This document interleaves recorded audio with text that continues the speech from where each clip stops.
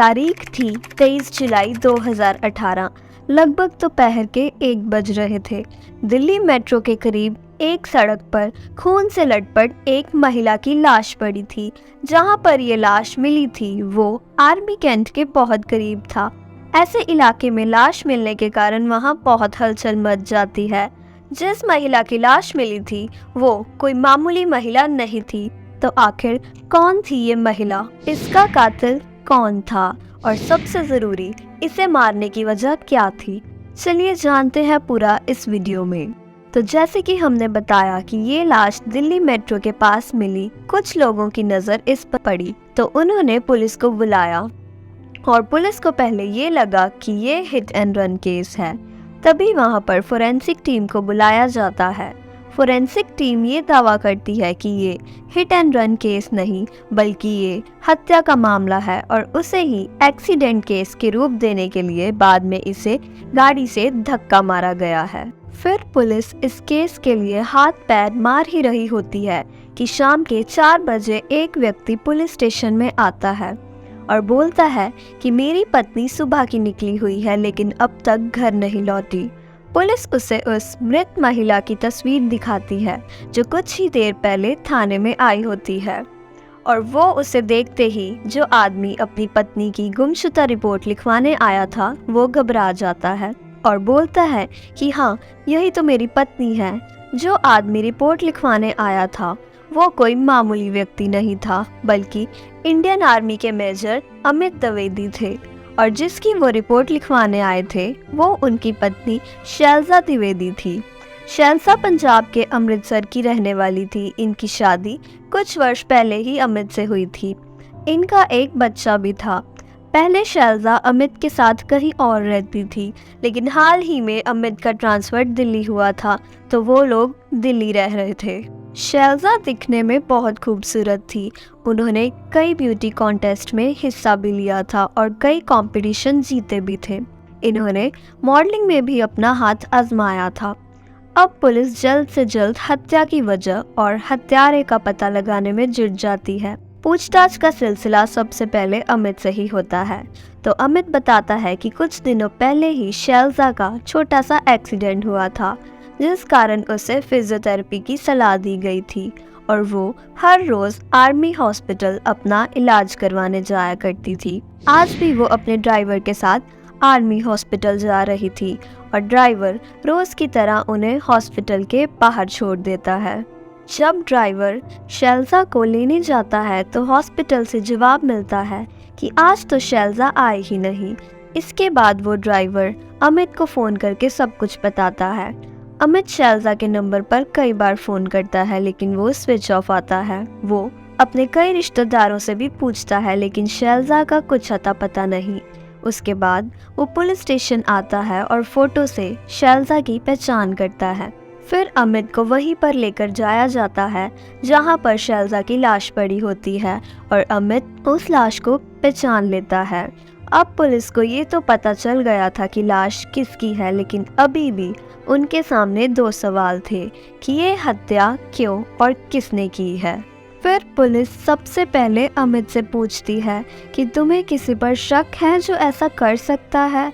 तभी अमित बोलता है कि हाँ हमारे आर्मी में ही एक और मेजर है जिसका नाम निखिल रॉय हांडा है, उसी ने ऐसा किया होगा। वो कई दिनों से शैलजा को परेशान कर रहा था। फिर उसी हॉस्पिटल का सीसीटीवी कैमरा चेक करवाया जाता है जहां पर शैलजा इलाज करवाने के लिए जाया करती थी और वहां पर दिखता है कि जब शैलजा वहां खड़ी होती है तभी उसके पास एक सिल्वर कलर की कार आती है जिसमें एक आदमी उतरता है और थोड़ी देर वो दोनों बात करके कार में बैठकर चले जाते हैं।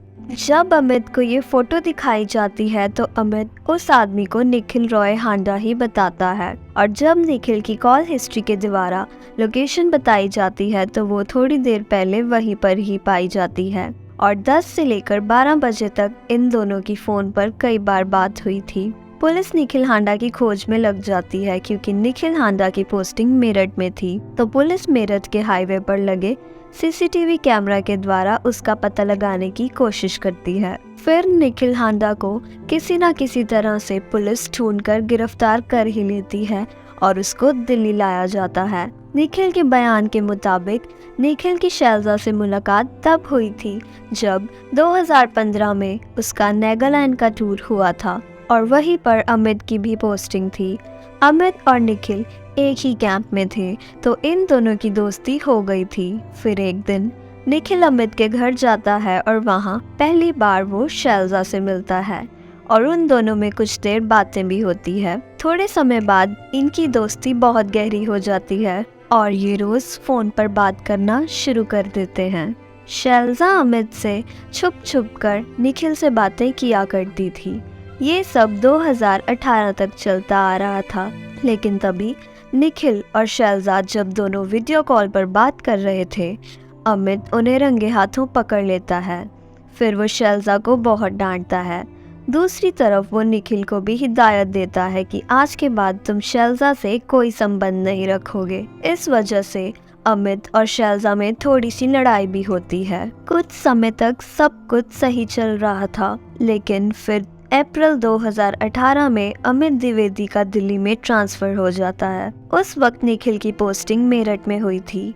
निखिल काफी बार शैलजा को कॉल करता है, लेकिन शैलजा अब उसके कॉल्स को भी इग्नोर करना शुरू कर देती है। साथ ही निखिल शैलजा पर अपने पति को छोड़ने का दबाव भी बनाता है और कहता है कि मैं तुमसे ही शादी करूंगा। कमाल की बात तो ये है कि निखिल भी शादीशुदा था और उनका एक बेटा भी था। उसके बाद शैलजा का छोटा सा एक्सीडेंट हो जाता है और वो आर्मी हेडक्वार्टर के हॉस्पिटल में अपना इलाज करवाने जाया करती थी। खबर निखिल को लग जाती है और वो अपने आप को माइग्रेन की बीमारी बताकर उसे अस्पताल में एडमिट हो जाता है, जिस कारण उसे आर्मी कैंट से छुट्टी भी मिल जाती है। उसने ये सब शैलजा को लगातार मिलने के लिए किया था और वो इस काम में सफल भी हुआ था। वो कई बार शैलजा से मिलता था। फिर उन दोनों में कुछ बातचीत होती थी और शैलजा निखिल के फ़ोन उठाने भी शुरू कर देती है।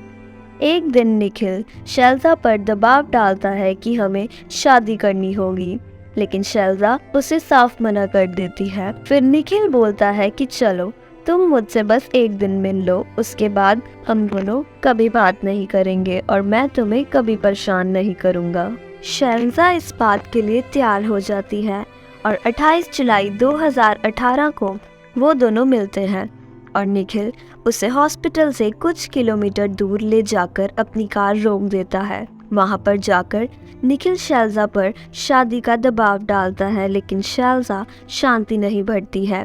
वो बोलती है कि अगर तुमने मुझे अभी परेशान करना नहीं छोड़ा तो मैं आर्मी में तुम्हारी कंप्लेंट कर दूंगी। फिर निखिल शैलजा की गर्दन पकड़ता है और उसकी गर्दन में चाकू घोंपकर उसकी हत्या कर देता है। उसे समझ नहीं आ रहा था कि लाश को कहाँ ठिकाने लगाया जाए।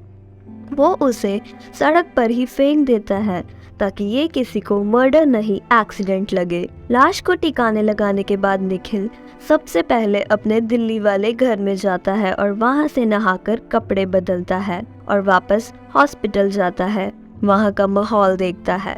उसके बाद वो अपनी कार को धुलाने के लिए मेरठ ले जाता है ताकि किसी को शक ना हो। उसे लग रहा था कि अब आराम से बेस कैंप में ही छुप सकता है वो, लेकिन पुलिस ने उसे पकड़ लिया था। उसके बाद पुलिस सबूत के तौर पर निखिल की गाड़ी से बरामद 2 चाकू और उसके कॉल रिकॉर्ड्स जो उसने शैलजा को किए होते हैं।